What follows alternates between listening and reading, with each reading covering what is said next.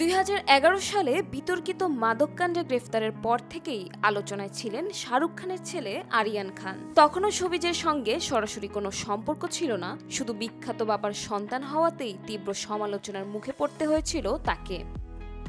তবে সময় বদলেছে, এবার নিজের কাজ দিয়ে ওয়ালটন এখন দেশের সীমানা পেরিয়ে পৌঁছে গিয়েছে 50টিরও বেশি দেশে।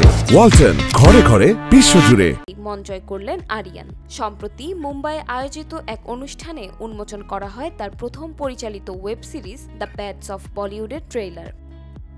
অনুষ্ঠানে ছেলের পাশে থাকতে হাজির ছিলেন স্বয়ং শাহরুখ খান। হাতে প্লাস্টার বাঁধা অবস্থাতেই অনুষ্ঠানটির সঞ্চালনা করেন তিনি। উপস্থিত ছিলেন গৌরী খানও, যিনি সিরিজটির প্রযোজক হিসেবে যুক্ত হয়েছেন।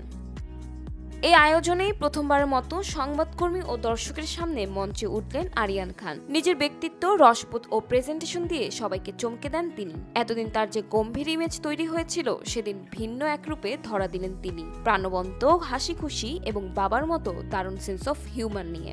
বাবা ছেলের পারস্পরিক খুনসুটি অনুষ্ঠানের পরিবেশকে আরও প্রাণবন্ত করে তোলে।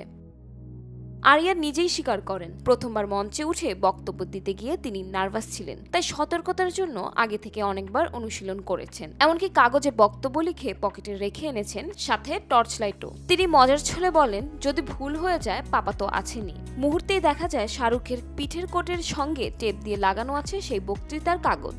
এই খুনসিটি দেখে দর্শকের হাসি থামেনি।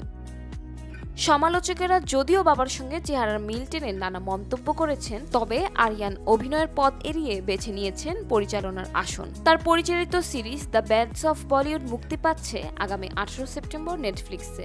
বলিউডের ভেতরের কাহিনী নিয়ে নির্মিত এই সিরিজে অভিনয় করছেন লক্ষ্য লালওয়ানি, শাহের বাম্বা, ববি দেওল, রাঘব চুয়াল, মোনা সিং ও গৌতমী কাপুর প্রমুখ।